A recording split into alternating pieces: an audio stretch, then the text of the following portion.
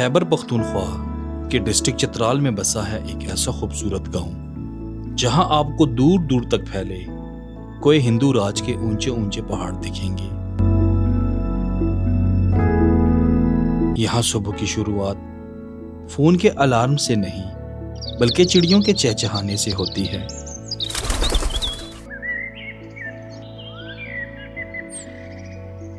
यहां सुबह की शुरुआत ट्रैफिक के शोर से नहीं बल्कि कुदरत के इस खामोश खूबसूरती के साथ होती है। और इस गांव में आज भी मिट्टी और पत्थरों से बने घर मौजूद हैं। इस गांव के करीब से गुजरता है ब्रोगिल वैली से आने वाला यारखून रिवर। अब चतराल से 75 किलोमीटर दूर अपर चतराल के इस खूबसूरत गांव का नाम है बूनी।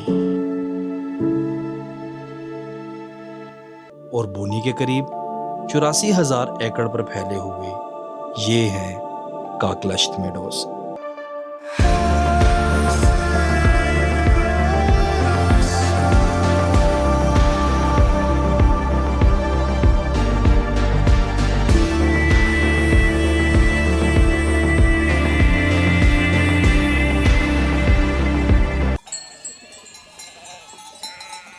और जब यहां से बुनी नजर आता है तो यूं लगता है जैसे बचपन की कोई पेंटिंग अचानक से जिंदा हो गई हो।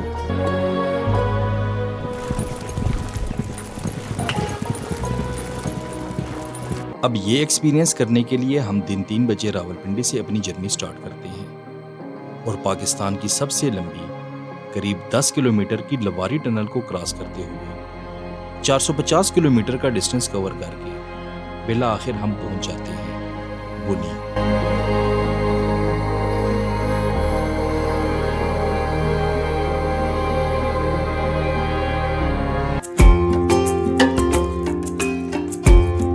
अब बुनी में हम क़याम करते हैं अपने बहुत ही प्यारे दोस्त सईद वली खान के यहाँ। अब कल के 14 घंटे की तवील ड्राइव के बाद थकावट अपना असर दिखा रही थी और हमारे पास 2 ही ऑप्शंस होते हैं, या तो आज ही काकलश्त मेडोज को एक्सप्लोर कर लिया जाए या फिर अंदरूनी बुनी की खूबसूरती को करीब से महसूस किया जाए।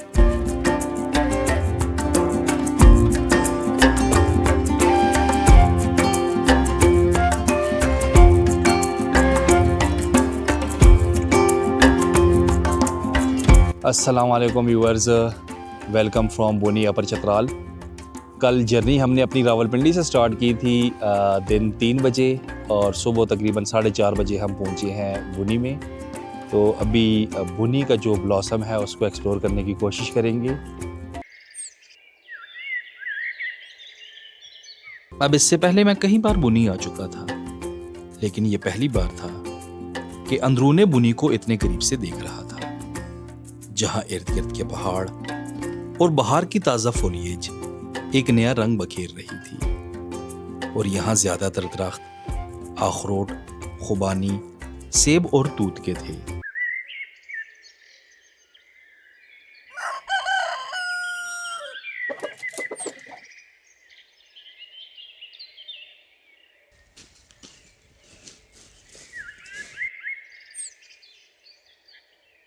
ये जो आपको नज़र है सर सामने जो गाँव, ये दुकान थे, हमारे उसको दुकान थे बोलते हैं। दुकान गाँव के नाम से मशहूर है। दुकान गांव का नाम है? दुकान थे। ये सबसे पुराना वो है लोग है, कोई हिस्ट्री बहुत पुराना है। ठीक, 1000 साल से। ठीक। ये पजीर है। इसके साथ साथ जो आपको ऊंचाई में जो काकलश्त का जो नज़र आ रहा है इसमें तो हमारा फेस्टिवल यही होता है। अच्छा। उसके साथ जो बर्फपूश जो है पहाड़ी है, ये हिंदू कुश की पहाड़ी है। ठीक।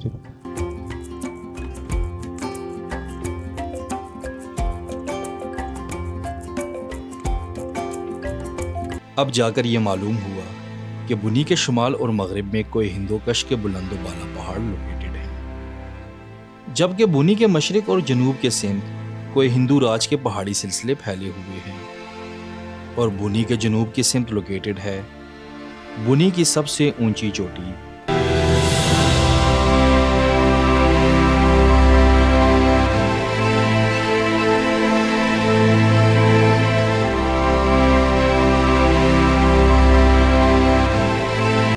बुनी गांव इसी बुनी जूम के दामन में 7,740 फीट की एलिवेशन पर लोकेटेड है।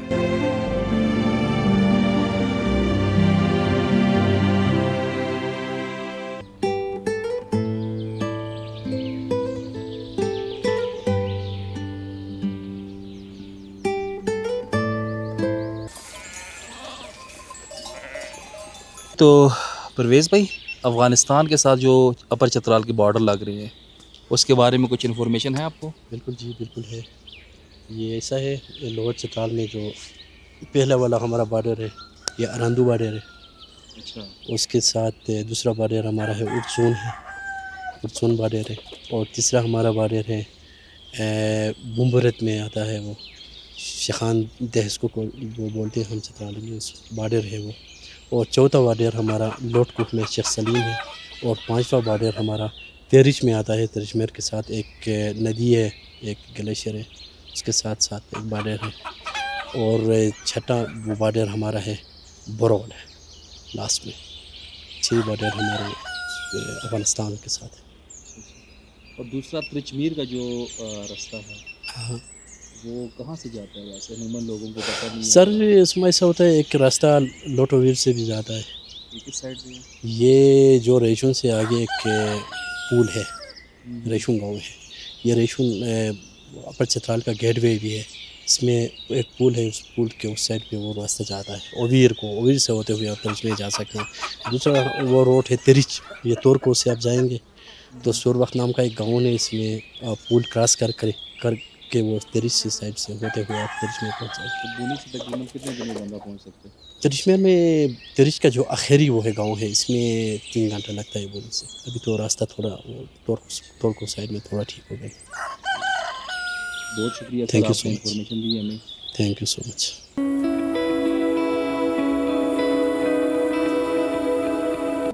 बुनी बहुत सी वैलीज और लेक्स का गेटवे भी है, जैसा कि यारखून और ब्रोगिल वैली, कराम्बर लेक, शंदूर पास, हुकुश लेक, त्रिचमीर वगैरह। और बुनी में बोली जाने वाली ज़ुबान खोआर है, जिसे चतराली ज़ुबान भी कहा जाता है।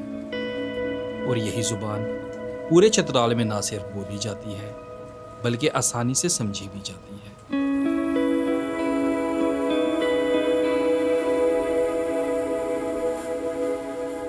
और ये हैं सईद वली खान के भाई, जो कोई सिविल इंजीनियर नहीं बल्कि इनके हेलमेट पहनने की रीज़न थी बुनी में आज होने वाला फ्री स्टाइल पोलो मैच। और पोलो ग्राउंड गांव के बीच में लोकेटेड था, इसीलिए हमने डिसाइड किया कि ग्राउंड तक पैदल ही जाया जाए, ताकि इस गांव की जिंदगी और नेचर को करीब से देखा और महसूस किया जाए।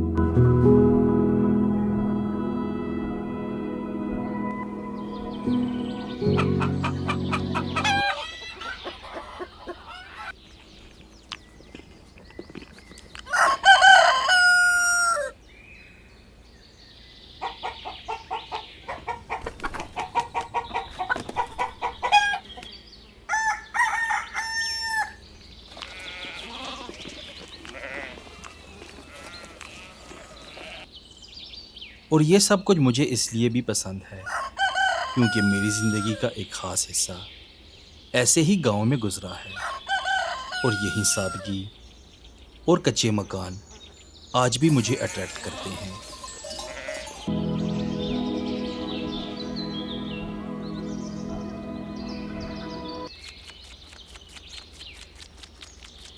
अब इस गांव को मज़ीद करीब से जानने के लिए मैं इसकी गलियों में घूमने लगता हूँ, ताकि मदर नेचर और मिट्टी की इस खुशबू को बिल्कुल पास से महसूस कर सकूं।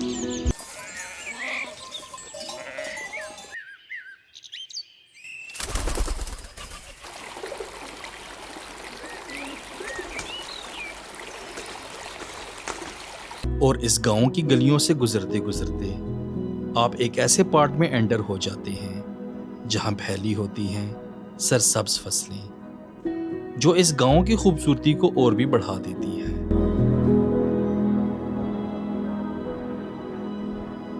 और दूर दूर तक फैले बर्फपोश पहाड़ और इस गांव का ये दिलकश लैंडस्केप ऐसा मंजर पेश करता है जो आंखों के साथ साथ दिल में भी उतर जाता है। और यूं टहलते टहलते हम पहुंच जाते हैं पोलो ग्राउंड।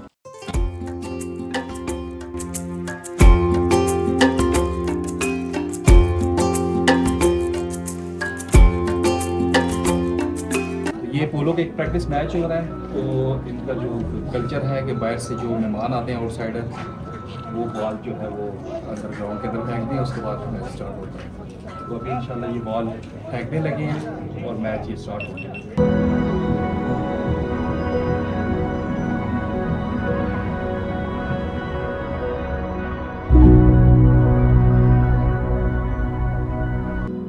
फ्री स्टाइल पोलो चित्राल और गिलगित बल्तिस्तान का एक कदीम और रवायती खेल है। ये इंटरनेशनल पोलो से कुछ मुख्तलिफ होता है, क्योंकि ना तो इसमें कोई बाकायदा रूल्स होते हैं और ना ही कोई रेफरी। आमतौर पर एक टीम में 6 से 10 खिलाड़ी हो सकते हैं। इस खेल में एक खिलाड़ी अपने घोड़े की मदद से मुखालिफ खिलाड़ी को गेंद से दूर धकेल सकता है और अपनी स्टिक से हरीफ की स्टिक को ब्लॉक भी कर सकता है।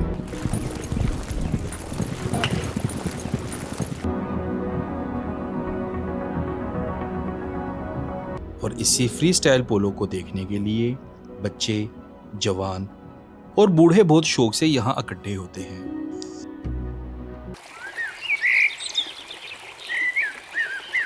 अब पोलो ग्राउंड से निकलने के बाद आज की हमारी अगली मंजिल होती है रिवर साइड को एक्सप्लोर करना।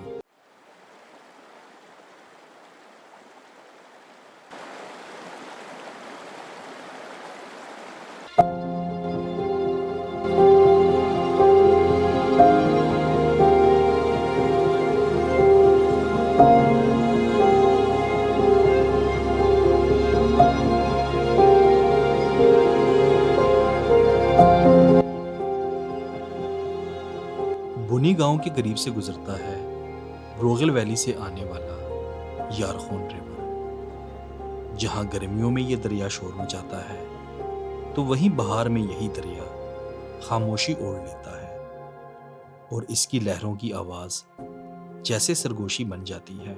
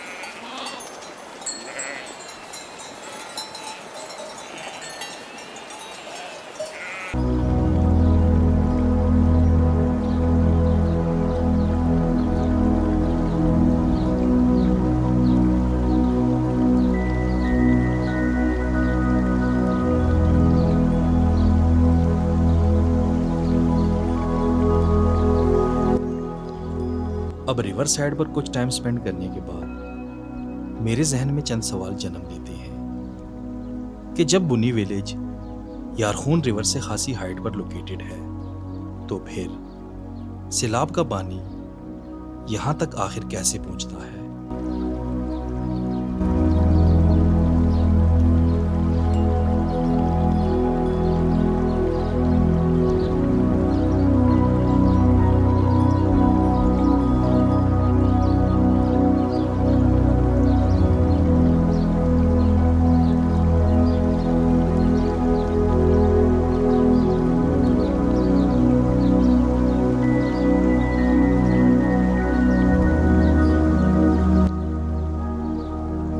और अपने इन्हीं सवालों का जवाब ढूंढने के लिए मैं निकल पड़ता हूँ पूनी गोल नाले की तरफ।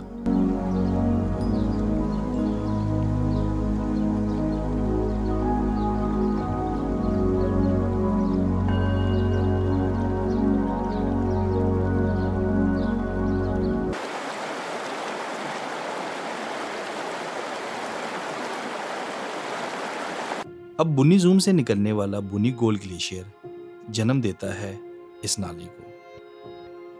जो गांव के बीचों बीच बहता है। और मानसून के मौसम में जब ये ग्लेशियर पिघलते हैं या अचानक फट जाते हैं तो इस नाले में शदीद तुग़यानी आ जाती है, और यही तुग़यानी बुनी गांव में सैलाब की सूरत इख्तियार कर लेती है।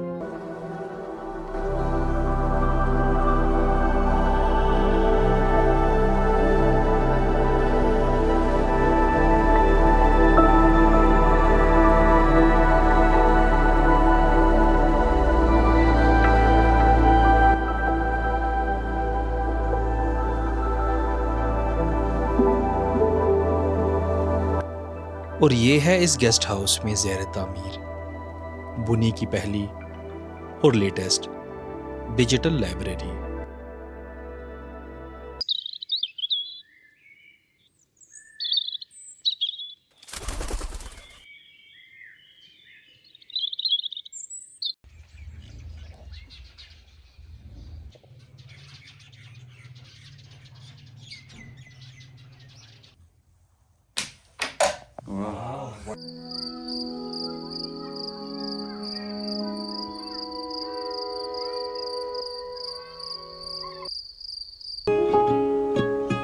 अब आज की हमारी जर्नी होने वाली थी बुनी से हार्डली 30 मिनट की जीप ड्राइव पर लोकेटेड ककलश्त मेडोज।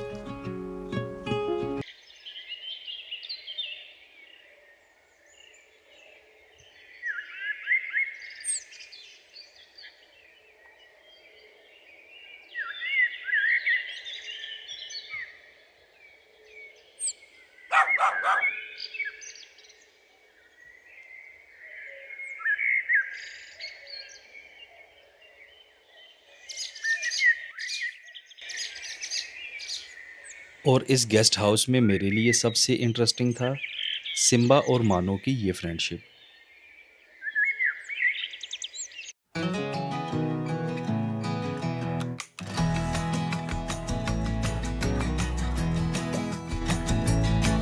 अब आज का दिन कल की निस्बत मेरे लिए ज़्यादा एक्साइटिंग होने वाला था, क्योंकि ये मेरा फर्स्ट एक्सपीरियंस था कि ककलश्त मेडोज को सीज़न में देख सकूं।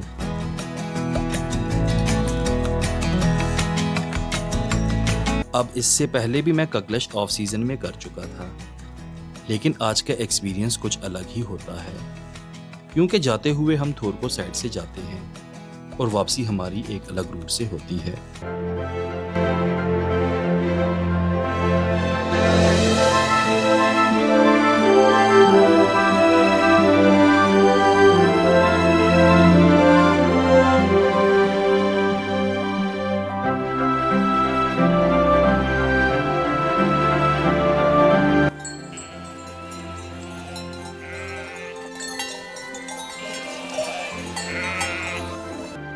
अब 84,000 एकड़ पर फैली ककलश्त मेडोज इतने वाइड हैं कि हर बदलते मंजर के साथ दिल करता है कि जीप रोक ली जाए।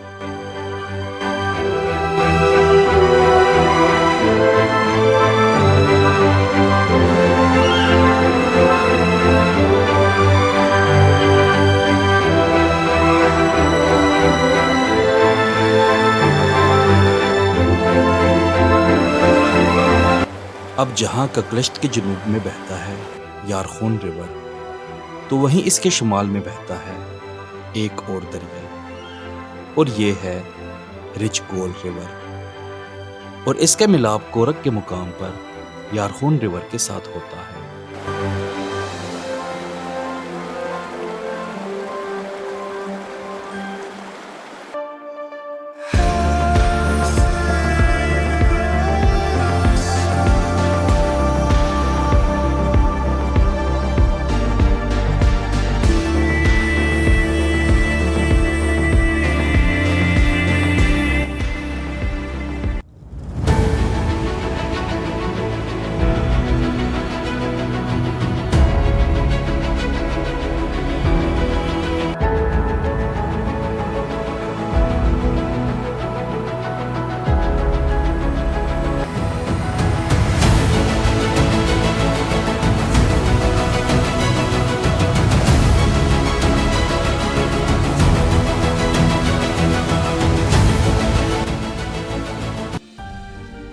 अब ककलश्त ख्वार जुबान के दो अल्फाज का कम्बिनेशन है। कक बोलते हैं खुश्क को और लश्त कहते हैं मैदान को, और यूं ककलश्त का मतलब हुआ खुश्क मैदान। अब इन अल्पाइन मीडोज की खुश्की का राज है ये ग्रास, जो बिलोंग करते हैं एफेमरल स्पीशीज से, और इनका लाइफ साइकिल बहुत ही शॉर्ट होता है। अब जैसे जैसे इन मैदानों से नमी खत्म होती जाती है तो इसके साथ साथ ये ग्रास भी जलना शुरू होते हैं, और यही वजह है कि ककलश्त का सीजन सिर्फ 4 से 5 हफ्ते ही होता है।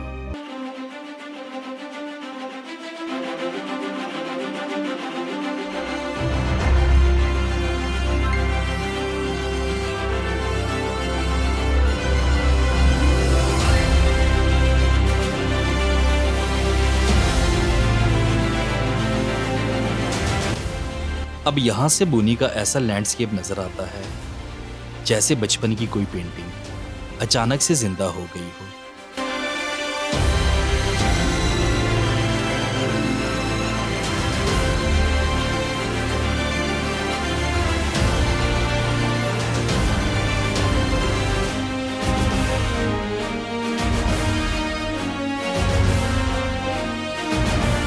और यहां से बुनी जूम ऐसे नजर आता है जैसे बुनी ने कोई सफेद ताज पहन रखा हो।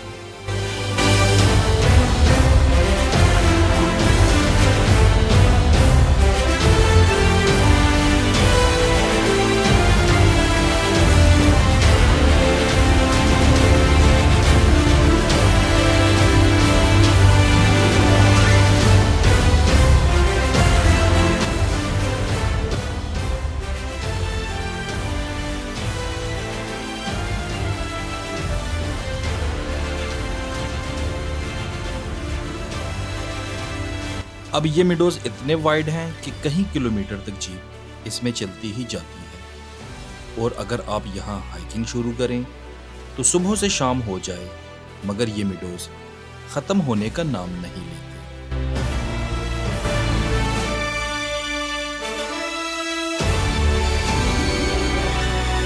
अब हर साल बहार की आमद पर अप्रैल के फर्स्ट या सेकंड वीक में यहाँ जश्न ककलश्त मनाया जाता है, जहाँ लोग मौसीकी और मुख्तलिफ रवायती खेलों से लुत्फ अंदोज होते हैं, और इस रंगारंग सकाफती मेले को जश्न बुनी के नाम से भी याद रखा जाता है।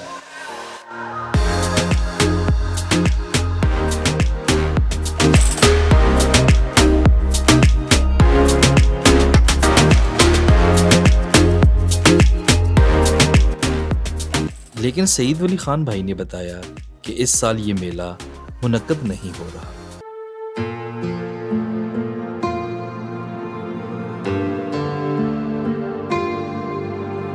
अब हम ककलश्त के सबसे खूबसूरत पॉइंट की तरफ मूव करने वाले थे, जहां से नजर आते हैं कुछ खूबसूरत विलेजेस।